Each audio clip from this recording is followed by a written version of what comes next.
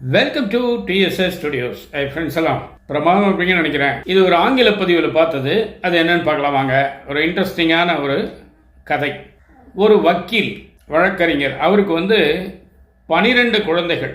ஒரு வாடகை வீடு தேடி போகும்போது இவர் சந்திக்கிற பிரச்சனை என்ன அப்படின்னா, நிறைய பேர் இருக்காங்க, 14 பேர் கணக்கு வருது, வாடகை வீடு யாரும் தரதுக்கு தயாராக இல்லை. எல்லா ஊர்லேயும் அப்படி தான் போல்.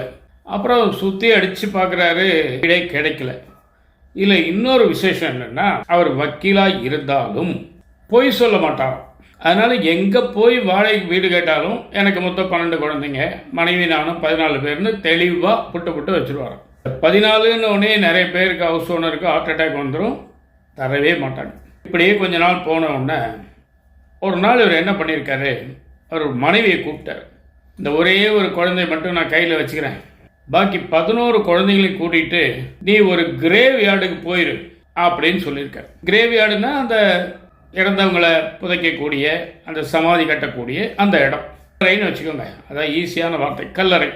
நீ அங்கே போய் இரு, நான் போய் வீடு தேடிட்டு உனக்கு சொல்கிறேன் அப்படின்னு போயிட்டார். அதே மாதிரி போய் இன்னொரு வீட்டில் ஓனர்கிட்ட பேசிகிட்டு இருக்காரு. ஐயா, எனக்கு வீடு வேணுங்க, வாடகைக்கு வேணும் அப்படிங்கிற. அவர் என்ன கேட்குறாரு, நீங்களும் இந்த குழந்தையும் தானே, உங்கள் மனைவி மற்ற குழந்தைங்கள் யாராவது இருக்காங்களா?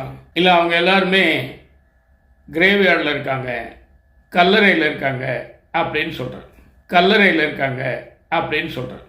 உடனே அந்த வீட்டுக்காரர் என்ன புரிஞ்சுக்கிறாருன்னா, அடாடா, இந்த சின்ன வயசில் இந்த இத்தினோடு கை குழந்தையை விட்டுட்டு அந்த அம்மாவும் மற்ற குழந்தைங்களும் இறந்துட்டாங்கன்னு போல இருக்கு. சே, ரொம்ப பரிதாபம், ஏண்டா கேட்டோம் அப்படின்னு ஆகி வீடை கொடுத்துட்றாரு.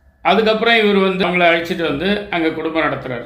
ஓனர் வந்தாரா, அதிகமான ஆட்கள் இருக்குன்னு சொன்னாரா, நீங்கள் அப்படி சொல்லலையேன்னு சண்டைக்கு வந்தாரா அப்படிங்கிறதெல்லாம் அதில் இல்லை. இப்போ பிரச்சனை என்ன அப்படின்னா, உங்கள்கிட்ட தான் இந்த கேள்வி நேரடியாக வருது. இதை பார்த்து கொண்டிருக்கும் அனைத்து நேயர்களுக்கும் இந்த கேள்வி பொருந்தும். அதாவது, பொய்யே சொல்ல தெரியாத வக்கீல் இந்த மாதிரி ஒரு விஷயத்தை சொல்லி வீடை வாடகைக்கு பிடிச்சிட்டார். ஒரு சிலர் என்ன சொல்கிறாங்க, அவர் பொய் சொல்லியே, மனைவி குழந்தைங்களும் கல்லறையில் இருக்காங்கன்னு தானே சொன்னார், அவங்க அங்கே தானே போயிருக்காங்க அப்படின்னு அதை நியாயப்படுத்துகிறாங்க. ரொம்ப கொச்சையாக சொன்னால் முட்டு கொடுக்குறாங்க.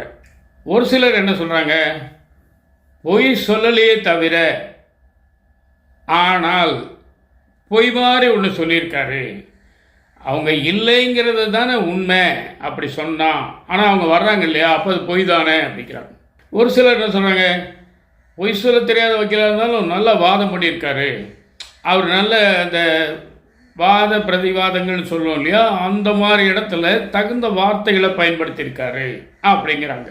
நம்ம திருவள்ளுவர் என்ன சொல்கிறாருன்னா, ஒரு நல்ல விஷயத்துக்காக பொய் சொல்லலாம் அப்படின்னு சொல்கிறார். அதாவது நல்லது நடக்கும்னா பொய் சொல்லலாம். அது நம்மளுக்காக இருக்கலாம், மற்றவங்களுக்காக இருக்கலாம், எது வேணால் இருக்கலாம். ஆனால் இந்த இடத்துல இவர் சொன்னது பொய்யா, வாத திறமையா, அல்லது சமயோசித புத்தியா, அல்லது வேறு ஏதோ ஒன்றா, இதுதான் கேள்வி. இதைத்தான் நீங்கள் கமெண்ட்டில் போடணும், சரிங்களா? இதுதான் இன்னைக்கு விஷயம். ஒரு வக்கீலின் வாதம். அறிஞர் அண்ணா சொல்லியிருக்காரு, சட்டம் ஒரு இருட்டறை, அதில் வக்கீலின் வாதம் ஒரு விளக்கு அப்படின்னு இருக்கார். அப்படின்னா என்ன அர்த்தம்? சட்டத்துக்கு தெரியாது என்ன நடந்ததுன்னு, வக்கீலினுடைய வாதங்களின் பேரில் உண்மையை நிரூபித்து அதுக்குண்டான அடையாளங்களை காட்டி, ஆதாரங்களை காட்டி அந்த சட்டத்தை, நீதியை நிலைநாட்ட வேண்டும். யாரை ஜெயிக்க வைக்கிறோம் தோக்க வைக்கிறோங்கிறது இல்லை இங்கே பிரச்சனை.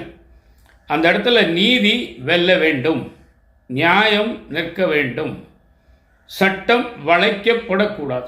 இதுதான் விஷயம்.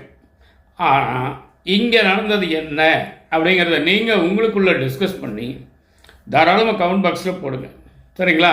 இதுதாங்க இன்றைக்கி விஷயம். நிச்சயமாக இந்த விஷயம் உங்களுக்கு பிடிச்சிருக்கும்னு நம்புகிறேன். உங்கள் கருத்துக்களை எதிர்பார்க்குறேன். மீண்டும் அடுத்த எபிசோடில் சந்திப்போமா? அதுவரை உங்களிடம் விடைபெறுவது உங்கள் நண்பர் டி. சண்முக சுந்தரம், போத்தனூர், கோயம்புத்தூர். நன்றி, வணக்கம்.